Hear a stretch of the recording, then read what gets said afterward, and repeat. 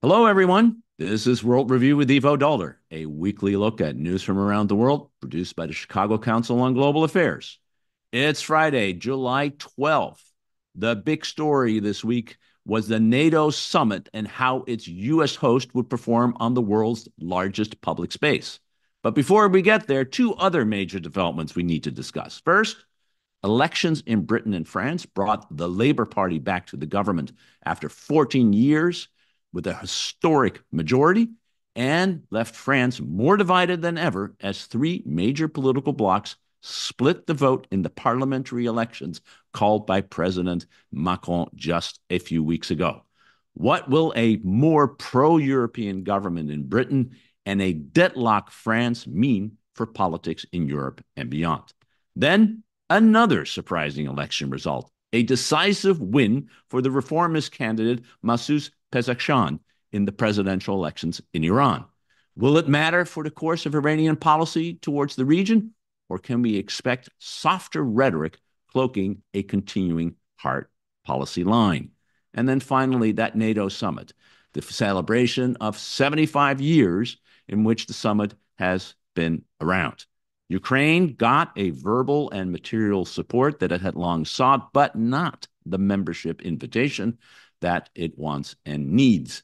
European NATO members stepped up spending, and allies put China firmly in their crosshairs. But how much does all of this matter, especially when the presidential elections in the United States offered the prospect of a return to power of the one U.S. president in the past 75 years who doesn't hold much matter for the alliance?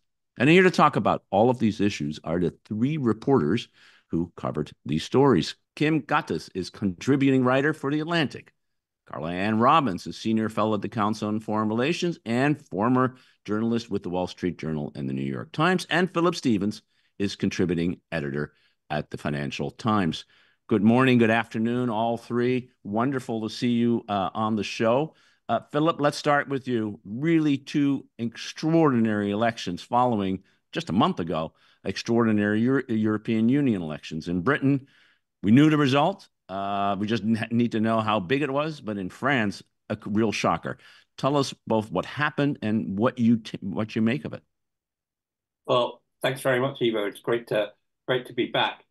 Well, I mean, the temptation is to say, here are two European countries heading in opposite directions. I mean, Britain, after the psychodrama of Brexit and of three prime ministers in, as many years, the Tory infighting, the shift of populism within the Conservative Party, Britain now has a sober, sane, centre-left government with a rather dull but serious prime minister who's got a majority of 172 in the House of Commons, which means he's absolutely safe for the next 5 years.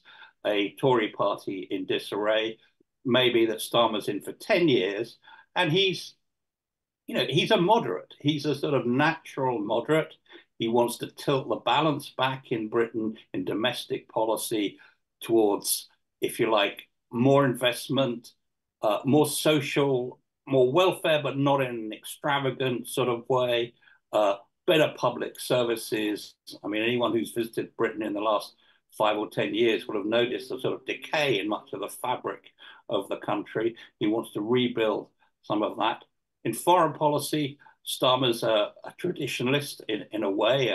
It was a Labour government, after all, that was sort of pivotal in the creation of NATO in the beginning. He's pro-NATO. He's pro-Europe. He wants to rebuild all those bridges burnt by the Conservatives with our European partners. He's not, though, going to seek to take Britain back into the European Union. What he wants is political and security agreements and a revision of the trade agreement to remove some of the frictions caused by Brexit. So all in all, if you've experienced the politics of Britain in the last few years, most people are saying, even if we don't agree with this guy, it's a relief to have a sort of sober government in charge. In France, there were sort of two surprises in the election. The first, that Macron decided to call it in the first place. It was a bold, many would say foolhardy move. He was He had his own government, albeit without a majority in the National Assembly. In the first round of that election, we saw the populist right, the Rassemblement National, run by Marine Le Pen, a party that had its roots in the fascists who basically collaborated with the Nazis in the Second World War, moved away from that, but still a hard right party. They did extremely well. And it looked last Sunday, when the second round of voting took place, as if they were going to win. As it happened, France changed its mind at the last minute, and electors voted for the socialists, a socialist coalition, for the moderates, and then for Marine Le Pen. But she still got, a third of the votes, as it were, and France now has a government without a majority. So the president, who in the French system runs foreign policy, doesn't have a majority in the National Assembly. There are possibilities for such a majority. Macron's own centrist party, and perhaps some of the left, some of the old socialists on the left, but no, in the first days, as it were, no real clear idea of that there will actually be a working majority. So we may have a president without a government, as it were. And so that means, I think, Macron's got 3 more years to run. It's very difficult. He's been out front in much of Europe's foreign policy, in pushing for more Europe, in pushing for a harder line, for example, against Ukraine. He looks pretty powerless now in Europe. So we have this curious position when, Britain was out of Europe. France was, if you like, with a fairly weak government in Germany, France was making the pace. Now got Britain with a stable government, with political capital, and a France that's really an administration in France which is up. So it's difficult. It's Europe doesn't have, at the moment, doesn't have a lot of real strong leaders, and so it's difficult to see Europe taking the initiative on a lot of things. Yeah, I guess, Philip, thanks for really comprehensive and pointed analysis of both of these elections. And Carla, it kind of raises the question. There was this hope that Europe would finally find a way to step up and stand on its own 2 feet. And we'll talk about this in terms of NATO.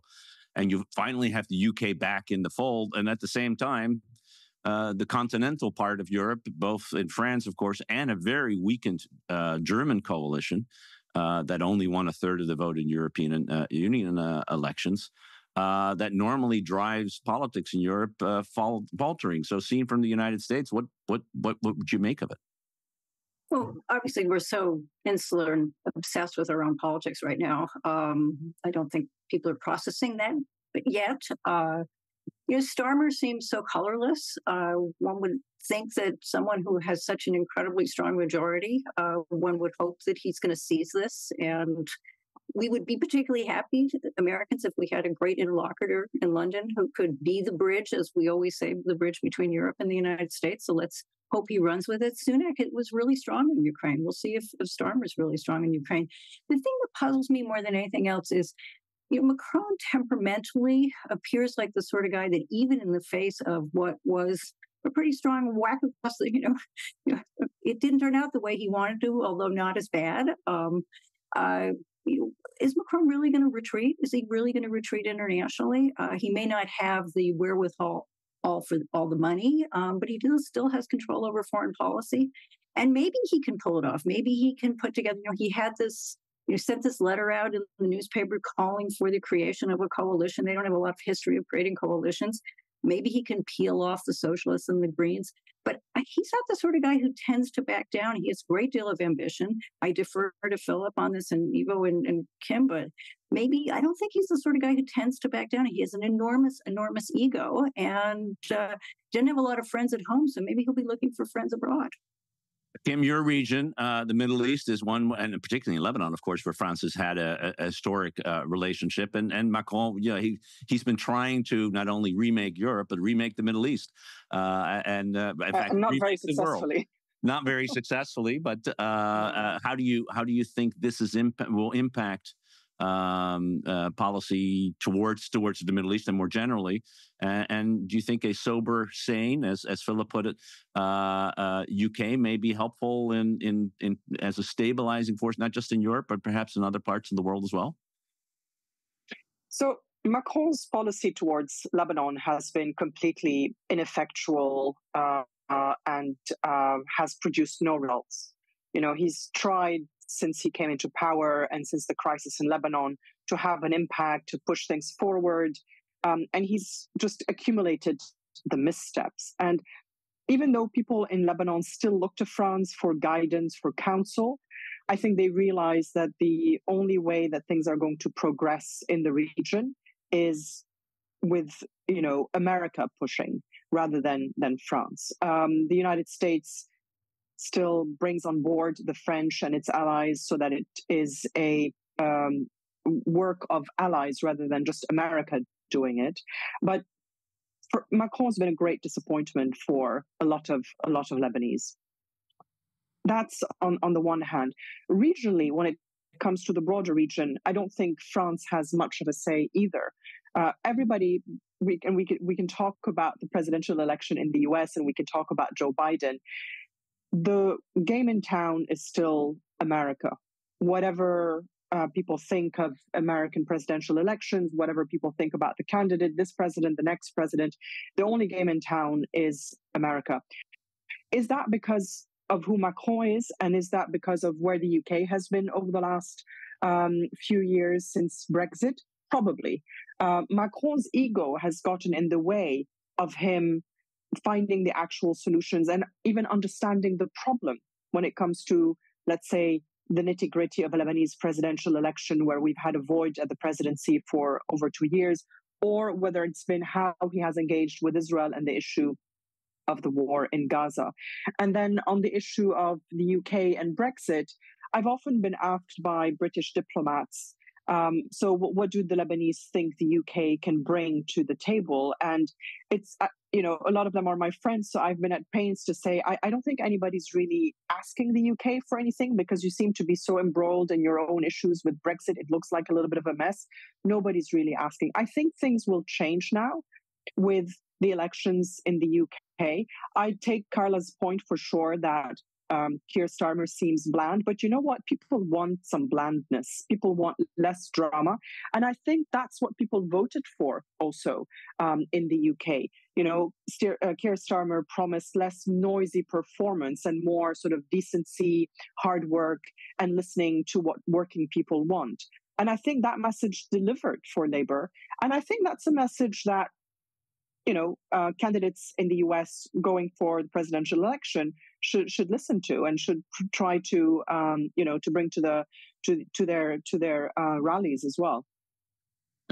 From your lips to God's ears on that. Mm-hmm. I mean, Philip, I want to come back to you on Keir Starmer and sort of this question of whether he will be bold enough, particularly abroad versus he's got very big challenges at home. And that's what he needs to focus on too. So how do you see him evolving in the next, say, year or two?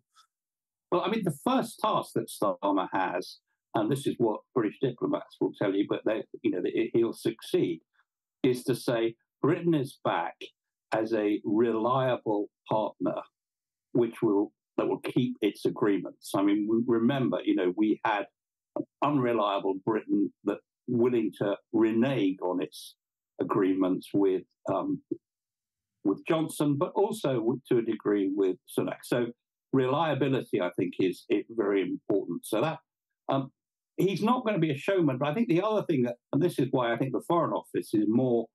I mean, talking to people in the Foreign Office over the last few days, they're more encouraged, enthusiastic than they've been for years because they say there's a place for us as a convener, not as the great leader, of policy throughout the world, but we're quite good at pulling people together, producing papers, coming up with ideas. That was impossible when you had the conservative psychodrama. Now it's possible because people will look at Britain and say, well, look, they're going to be there for a while. Starmer's going to be there for at least 5 years. He may be there for 10 years.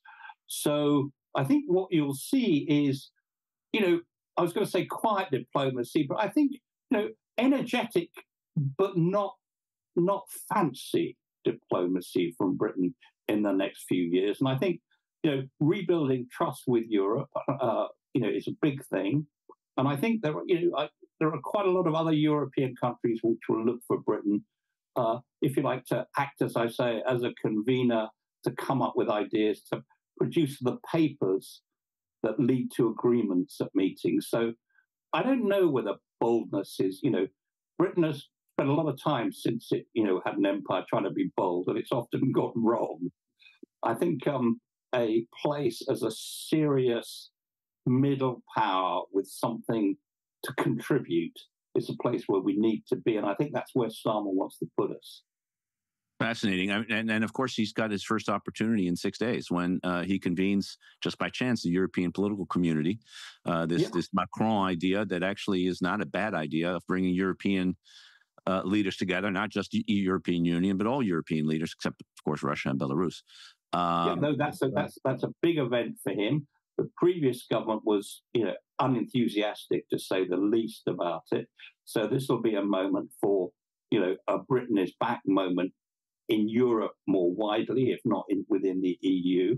And I think he'll thrive. He'll thrive on it. And I think, as I say, the diplomatic machine that Britain has had, which has sort of stood idle, basically, for the last few years, or be caught up in the fires created by the last government, will begin to operate again. So I'm optimistic that Britain will take a more serious and important, but not lead role. As for Macron, I hope Carla's right. I hope he will come back. And she's certainly right that he's characteristically determined to press his ideas. So, I hope so. The trouble is, at the moment, it looks very hard to see how he's going to have, even a sort of stable cohabitation, which is when you have a sort of non-majority government in the assembly. So it's quite difficult. And I suppose some of my French friends fear that his next move might be to say, well, look, I'm going to resign the presidency. And then that opens up a huge range of perhaps dangerous possibilities. Well, that would be bold and in some ways characteristic. But I hope he also listens to what Kim said, which is that his ego sometimes gets into the way into his reasoning. But I would assume that that's why he wouldn't resign. And I think that Carla is right, that he will look for victories outside of France if he's sort of hampered at home by a difficult cohabitation or a hung parliament. He will continue to try to score victories abroad. I mean, we saw him try to talk Putin out of the invasion of Ukraine. We saw him talk about an anti-Hamas international coalition when he first went to Israel. We saw him come to Lebanon thinking that he could solve 30 years of quagmire of Lebanese politics just by standing there and telling people what he expected of them. So I think we'll see more of that. Yes, he tried to seduce Donald Trump. Tried to domesticate him in the first year or two. Until Trump didn't want to go to the cemetery. Anyway, that's a different story. It has dead people, Ivo. It has dead people. They're losers. Yeah, unfortunately. Kim, speaking of cohabitation, perhaps not the word to be used when it comes to Iran, although quite surprising election result, though if you let people vote relatively openly, they may actually choose the leaders that they want, or at least the least bad among the options that they are presented. Let's put it that way. But bring us up to date about what's happened in Iran in the elections, and what do you think it means? So yes, people can vote in Iran, and they did vote in their millions. But candidates can only run if they're approved by the Expediency Council and therefore by the Supreme Council. By the Supreme Leader. And so it's an exercise in democracy that is in a way also pre-arranged. And in the first round of voting, turnout was very low. And it's a little bit similar to what happened in France. They saw that in the next round, the extremists could win, or the lesser bad version of the regime could win. And so they came out in larger numbers, and turnout was at around 50% compared to 40% in the first round. And they elected a man who I really hesitate to call a reformist, to be honest. But for the lack of a better word, let's call him, a centrist or a moderate. The Iranian people chose to elect the lesser bad version of what the face of the regime could look like. And I think that what the signal that this sends is that Iran and the Supreme Leader and the IRGC, the Iranian Revolutionary Guard Corps, decided that they did not want to escalate at this point in time, at this very difficult, very delicate inflection point in the region. Of course, Iran runs, an axis of resistance across the region from Yemen to Lebanon, Iraq, and Syria, gives support to Hamas.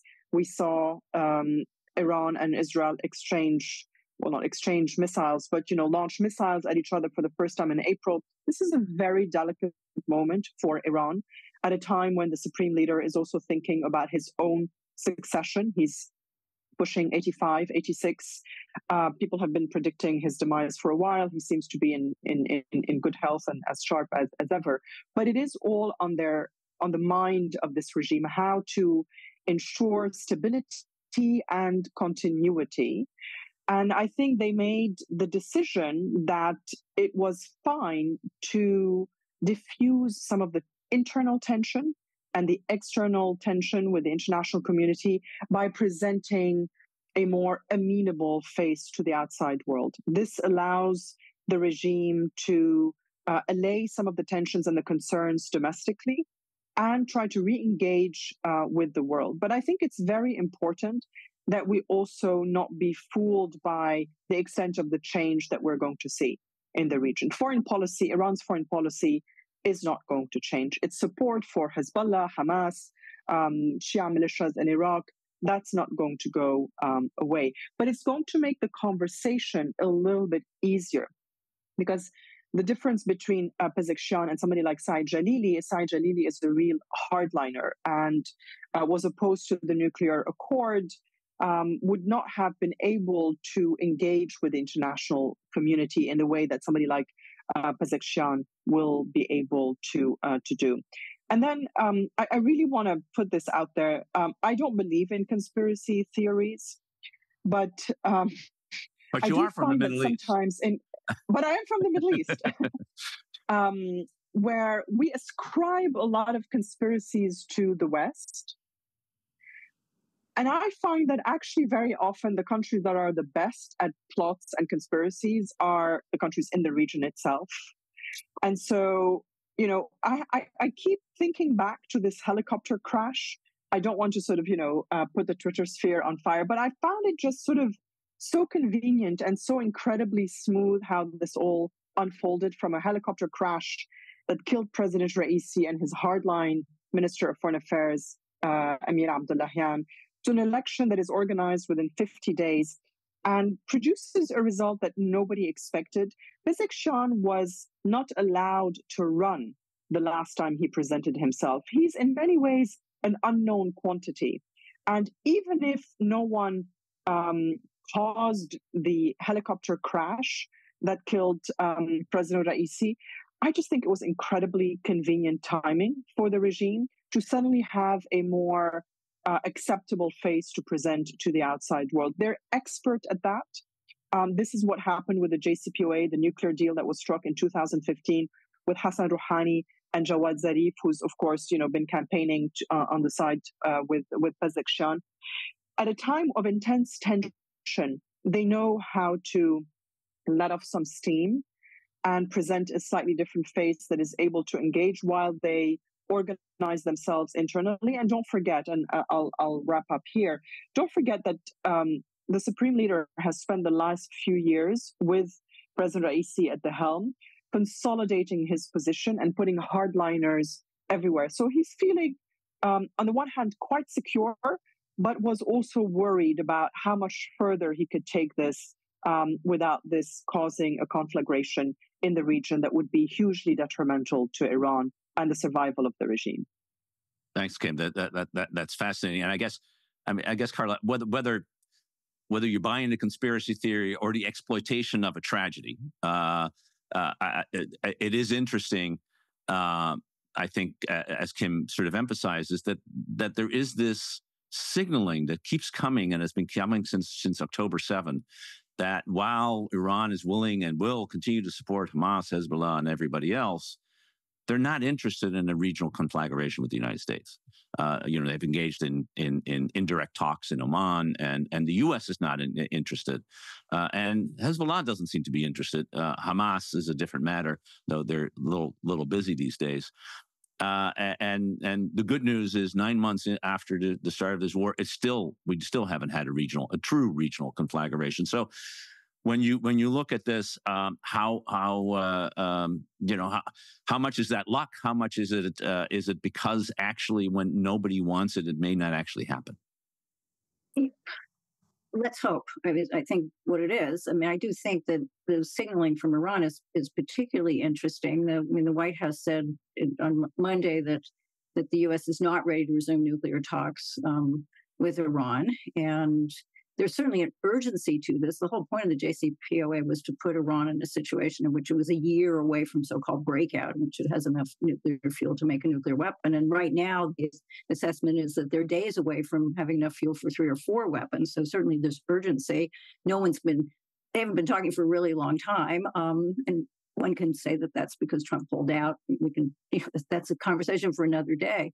But the White House said this, and then the Iranians came out and said, no, we're having indirect talks. They're going on in Oman. They were very eager to say that something is going on. Now, in reality, there have been these indirect talks off and on for a really long time. And certainly there were indirect talks in April because the U.S. wanted to calm things down and the Iranians wanted to calm things down. But it's quite interesting, and I think it completely supports Kim's argument here, that when the White House pushed back and said nothing's going on, the Iranians said, no, that's not true. We're talking. Now, whether actually the indirect talks are about the nuclear program or there's just this ongoing, let's chill things out in the region, I think are signaling that they want to be in contact, which I thought was really interesting. Philip, the UK has traditionally played a very important role. It still has an embassy, I believe, in Iran, but it has played a very important role in the discussions on the nuclear side. It has a long history in this region. Is this an opportunity for this new foreign policy that you were talking about, to convening, the ability to get people to talk to each other, to come up with new ideas? The papers that the Foreign Office rightly, I think, prides itself on. It is a very excellent diplomatic service that has ideas and is willing to put them out there. Is this the kind of opportunity that where a UK can say, we have a role to play without actually telling people what to do, but helping people to understand how to get to the next phase? Well, I'm sure that they will hope so. I think the immediate reaction is, this is good as far as it goes, and the as far as it goes is the rider on this. And, people point out the Supreme Leader, of course, has full command of foreign policy. The Revolutionary Guard has control of the military and the proxies.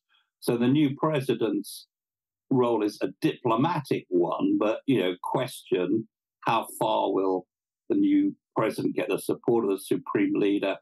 How much will the Revolutionary Guard feel challenged? So the message I got this week was, don't expect anything on the JCPOA, that, they are not going to change their minds on nuclear enriching.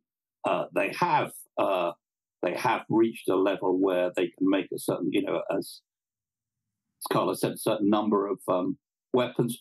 Whether they've got the technology to actually put warheads on missiles is a more open question, and there are differences there.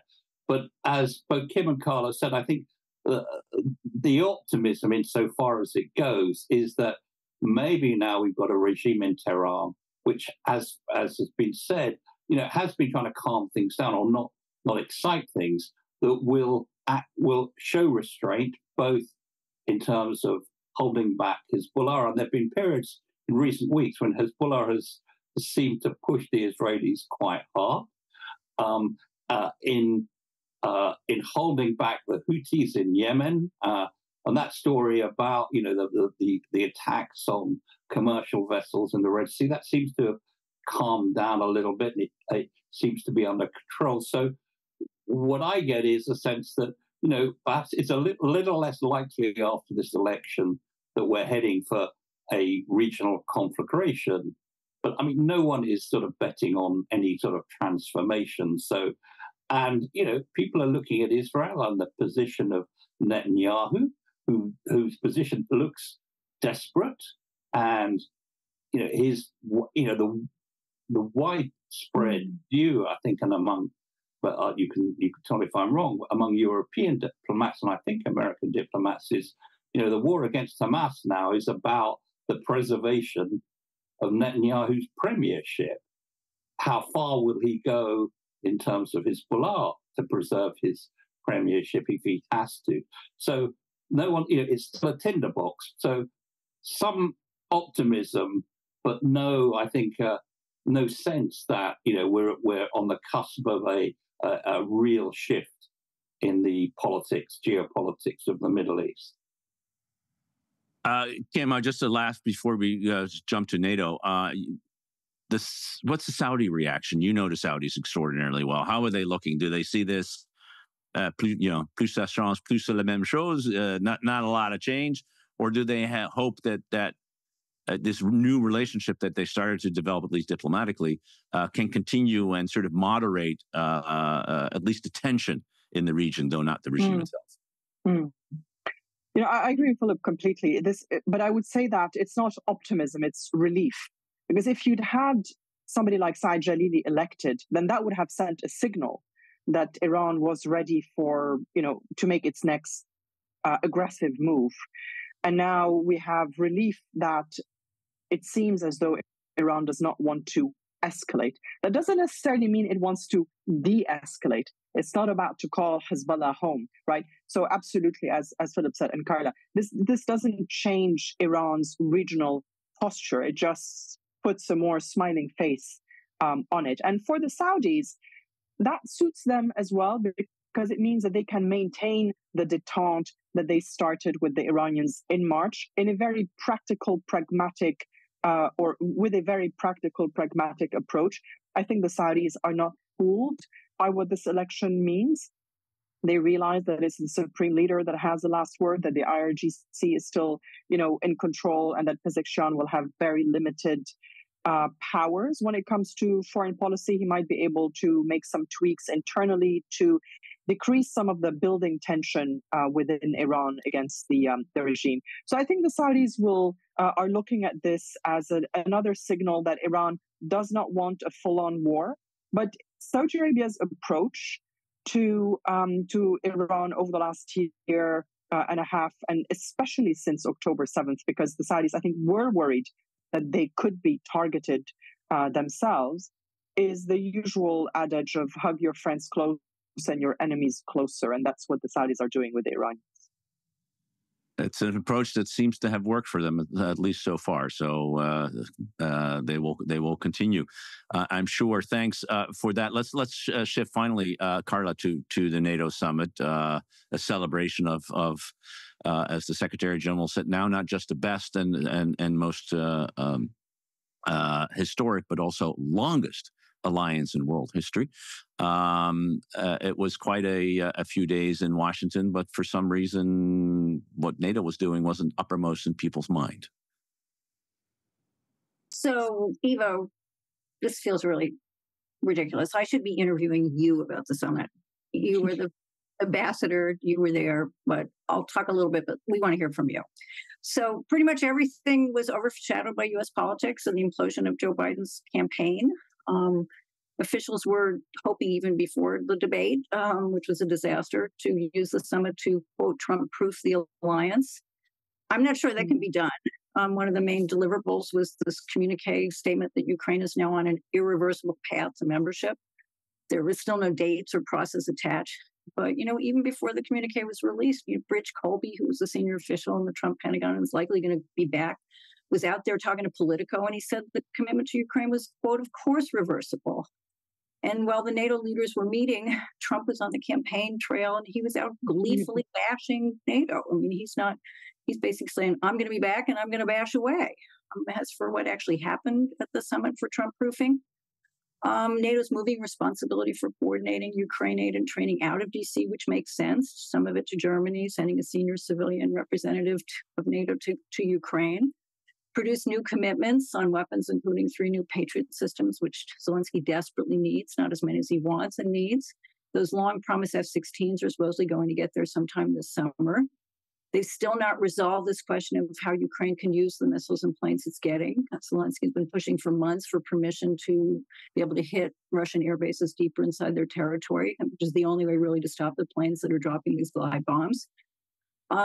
Outgoing Secretary Stoltenberg wanted a 5-year commitment of 100 billion euros in military aid. Instead, the summit made a minimum of 40 billion euros, but just for next year. All of this leads to this big question, of course, if Trump is elected and the U.S. cuts off aid again, can the Europeans go it alone on Ukraine? And will they go it alone? They've made some progress in building up defense production. They have a very long way to go. And honestly and truly, even after this celebration of what I too believe is an extraordinary alliance and one that needs to be preserved, I am fearful about the future of Ukraine. And I'm honestly fearful about the future of NATO if Trump is elected. Yeah, I think what since you asked me, I'll say one or two things, but then really want to hear from Philip and Kim as well. I think one of the things that a strong alliance like this demonstrates is that if you look at the leaders who arrived there, with very few exceptions, they came either in a very weakened or a very uncertain state. The exceptions being Italian Prime Minister Meloni, Polish Prime Minister Tusk, and Finland's new president Stubb, who was also just elected, and a long-standing pro-NATO Finnish politician. Most of them came either electorally weakened, Macron, Scholz, we talked about, or had just literally arrived and didn't know, which airplane or what the inside of their airplane looked like, and that included Keir Starmer, who came late because he had to be sworn in as an MP in the morning on Tuesday, and the new Prime Minister of the Netherlands, Dijkhoff, as it's pronounced. And yet, it's a very meaty, very substantial set of declarations that came out of it.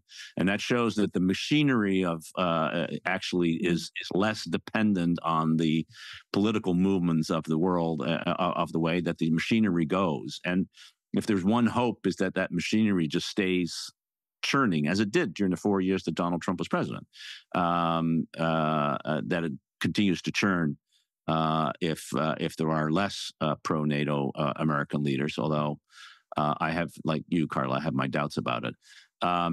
Philip, you mentioned you were talking to people in the Foreign Office. How were they looking at the summit, and what is their worry about the sense of American indispensability and leadership in this?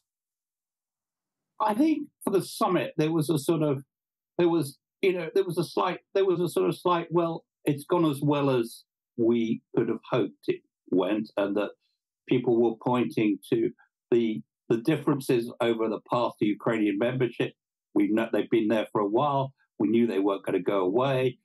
There was a sense that they had been sufficiently well papered over, as it were, for everyone to move forward together.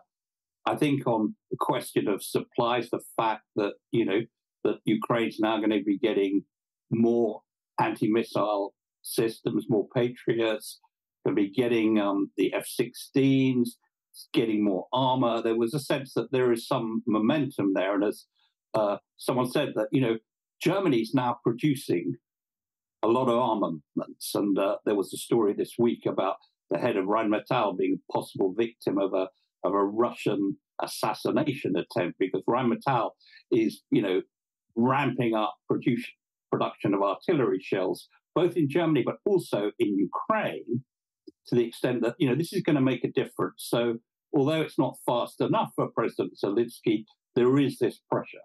But the nightmare is the American election. And one person said to me, here is the moment that we really fear.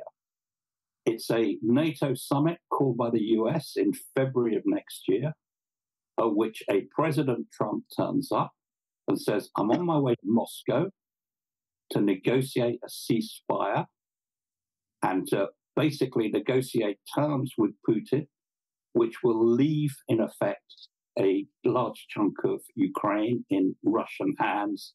Are you Europeans, you're going to support me, or are you going to fight me? And, can Europe take a decision? Because presumably, the Ukrainians are going to reject anything like that.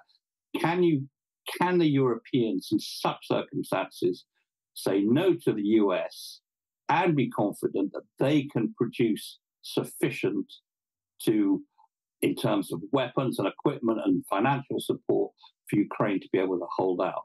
And that is, I think, a genuine nightmare for Europeans. And everyone here is watching, the ins and outs of the Biden candidacy, I think, as closely as everyone in Washington is watching. Yeah, which is less about the Biden candidacy than they are about the alternative, and I think that's a slightly. I mean, it's the same debate in a different context, yeah. But I think the nightmare scenario is may not be a nightmare. I mean, is a nightmare, but it may not be unrealistic. I think that's for sure. Kim, when you look at the machinations here in Washington, 37 leaders, the Jordanians, by the way, signed a new agreement with NATO to open up a liaison office in Amman. And NATO has long had this ambition to have close partnerships with everybody in the immediate region, including in the Middle East. How does it look for you? Well, first, I just have to comment on Philip's nightmare scenario. It does really leave you sort of, it does give you some pause to think about what that would look like, what it would mean for Europe, and what it would mean also for the Middle East. I mean, an era, we're not there yet, but an era where the strong men win everywhere. And I assume that as much as some countries in this region are worried about President Trump, they'll also know, how to wheel and deal with President Trump just the way they did in his first term. But I think there is some concern about what it would mean for the region. And people are banking on the fact that President Trump is more of a deal maker than a warmonger, because you are in a tinderbox at the moment. I don't think it's going to be resolved before November. And so who becomes president after November is going to be crucial. I want to quote Vice President Kamala Harris, not Vice President Trump, as President Biden called her, who said that, President Biden had made sure that NATO was stronger than ever. And I think it's fair to give him that credit. I mean, how they handled the Ukraine crisis and Russia's invasion of Ukraine has strengthened NATO. And I think it is a shame that Democrats aren't out there touting all the successes of 4 years of a Democratic president, and all the focus is on the gaps. I understand what it means for November, but the dangers that Trump presents for the Democratic Party, for America, for many parts of this world is really something that Democrats need to focus on every time they speak. That needs to be the focus of their commentary. I'll quote. I heard one European leader say in Washington, says we'll take Joe Biden in a wheelchair over Donald Trump any day, precisely for that reason. Great discussion. Really appreciate all of these insights about a whole series of really important issues. Kim Ghattas of The Atlantic, Philip Stevens of the Financial Times, Carla Robbins of the Council on Foreign Relations. Thank you all for your insights. Thank you all for tuning in. We'll be back next week. In fact, Carla will be back next week hosting World Review, and that's good because she's so much better at it than I am. So I'm very glad she's going to be able to do that. Thank you all three for being here. We'll be back Thanks, Ivo. next week again. Thank you.